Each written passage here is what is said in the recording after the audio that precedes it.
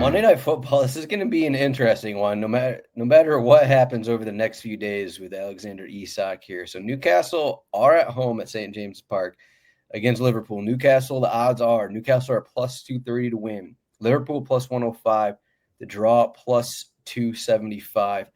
Over 2.5 goals. Well, over 3.5 goals is plus 130. Under 3.5 is minus 175. I've been seeing it.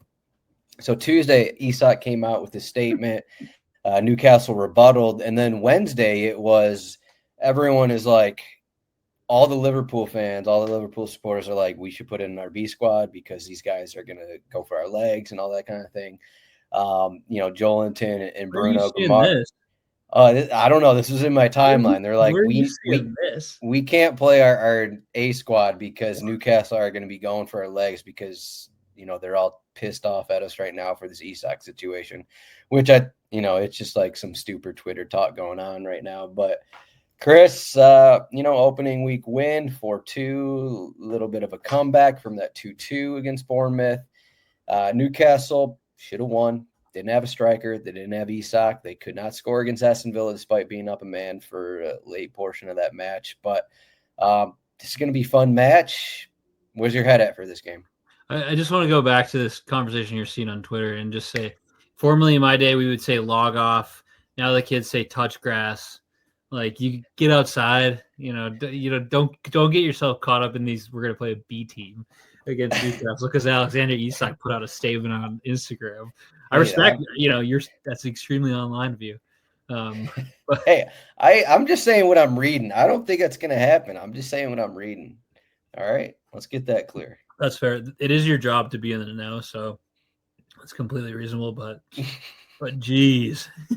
So yeah. Anyways, this game is going to be absolute theater. I feel like we'll have obviously the Isak situation is kind of borderline, like, just he's losing credibility. Like, he's not losing, he's lost credibility. None of us know what was promised to him about a new contract or a departure, having won a trophy or whatever. It's all kind of hearsay. I think Eddie Howe is low key kind of like the guy who has like come out the best in this. He's been so like strategic in what he's like, left the door open, but he's also say he's training away from the club. His press conferences and his comments on it have been like so impressive because obviously you can't like make the other player, like the players on the team, like this guy is like he's our, probably our best player, and he's like being a prick and, so he's done such a good job, I feel like, of balancing it. And now it's just like hitting ahead. The guy's got 3 years left on his contract. Even if you're a Liverpool, and I'm obviously a Liverpool fan, but like, I don't feel great about bringing Isak in after what he's doing there. Like, it feels like there's some character flaws. And there's a way to do it, and this just doesn't seem like he's doing it. But you kind of went over, for the betting perspective, plus 230 for Newcastle. We did see them last weekend play, a Villa side that are pretty much equal to them. I feel like 0-0. They didn't even have a center forward. I don't believe in, like, despite the emotional toll. You didn't see Will Asula come off the bench for him? Yeah, sorry, dude. My bad. I missed that one. But even despite all the emotions surrounding this matchup, it's like you can't look at this Newcastle team and be like, oh yeah, like they're going to go out and get like Liverpool. We saw are a little bit, could, like, Bournemouth got after him for 2 goals, but I don't look at Newcastle right now and be like, yeah, that's a team equal to or better. St. James Park is going to be absolutely rocking though, so I'm a little bit weary of that. I'd still hammer the Liverpool plus 105 just because, like, it's a better team. It's a better team. And Ugo Ekitike, man, like that, we don't need an Isak. I'm all in on Ugo. There you go.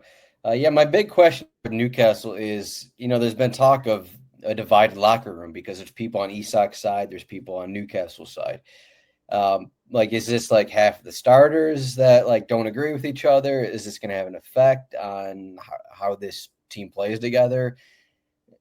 These guys are professionals. I should put this behind them, but I don't know what the mindset here is in the locker room. But I'm going in assuming that that they're going to be okay. Like Kamarish, like he's a leader in the locker room. He's going to have these guys under control. And Gravenberch returns for Liverpool, so I think that's going to be a big help from that Bournemouth match. He was suspended in that one. I think that's going to help, but I still think Newcastle have always been a team under Eddie Howe that usually play really well at home, and I still kind of want to be in that side. I'm not going with a money line here because it's kind of hard to take a team against Liverpool without an actual striker. I think that's a difficult part here. But I still think I want to make some bets with Newcastle. We don't have odds yet on corners, but I would look at Newcastle corners. If we can get plus odds on, race to 3 corners, race to 5 corners, maybe go up to race to 7 corners, maybe take them on the corner spread. I will be on Newcastle corners because they're at home. We saw them kind of dominate them. They did for large portions, dominate the midfield at Aston Villa match. It's kind of what they do, especially at home. And I think that's going to come up big here in this match. So I think we're going to get more corners from Newcastle in this game. That's one of the things I like. But I still think Liverpool are going to score. So I did see one of the odds that I actually like here. I guess one of the questions I want to bring up here. So Kieran Trippier started the opener. Lewis Hall went 90 minutes with the U21s. I think it was on Sunday. If Trippier starts this game at right back, we haven't seen Trippier be a good defender for a couple of years. He's not fast anymore. That's Gakpo's side here. So I take that into consideration. And I saw the odds. We got Gakpo anytime goal scorer is plus 340, and the first goal scorer is plus 1100. So what do you think about those odds here? I mean, Salah's plus 150, but I don't think it's that much different here. We get Gakpo against Trippier in this matchup, assuming Trippier starts here. Plus 340 Gakpo anytime goal scorer. Florian Wirtz plus 270 anytime goal scorer. Like, I don't agree with these odds, so I think we're getting value here with Gakpo plus 340 to score. Yeah, that's interesting. Yeah, I mean, Trips has not been a good defender. This is probably the third season. He was pretty solid maybe 3 seasons ago. But yeah, I think we had this like exact discussion, perhaps in the matchup last year. But yeah, I mean, Gakpo got on a really well taken goal last week against Bournemouth, but got on the score sheet there. It's also just a big season for him. He's not like going to start off the bench while Luis Diaz is starting up front. So I think he should be able to find a little bit more rhythm and 2 straight starts. I kind of like where we're headed there. But yeah, I mean, what did you say? 2 plus 2 plus 2. 340 for Gakpo to score. Yeah. That could be a value play too. Why does Jacob Ramsey have almost the same odds to score? And Elanga 370, Ramsey 380. Like I just don't get these odds, especially because Liverpool are favored here. I'm just not seeing it. Yeah, Anthony Gordon's all the way up to plus 260. You kind of look at like it's a weird one to be like, yeah, these matchup where I don't think they're favored much. I guess Newcastle did. I mean, they scored 2 goals. Isak scored. That was in the Carabao Cup final last year. I'm trying to look and see. Otherwise, yeah, I mean, some of those it's like okay, they're Gordon as a false 9, Asula, whatever. Barnes has been a good goal scorer, but I still think we're just getting value here with Gakpo, especially if it's going against Trippier. That's like the main thing. Not in addition to him. In addition to Gakpo, probably should be around the plus 270 that Florian Wirtz is at. He's going to have probably the best matchup for Liverpool. So yeah, it's interesting. I mean, you could go both teams to score. It seems like they scored 3-3, 2-1 in the final, and then it was 2-0, I think, at Liverpool last season. So there's been goals, but yeah, it's you look at these lineups, and I just went through the starting 11 on RotoWire, and I was like, I don't think there's anyone in Newcastle that they're in their lineup that is like a better player than the guy across from him. Maybe Anthony Gordon and Ugo Ekitike. That's fair. We did this last week with Arsenal and Manchester United, and that's fair. I still think maybe not. I mean, Livramento not as good as attacking as like a Frimpong kind of a thing, but Livramento is extremely versatile. He's been really good for Newcastle, and like Sharp, Dan Burn, just a good back line. Not as good as Van Dijk these days, but I still think just like overall solid.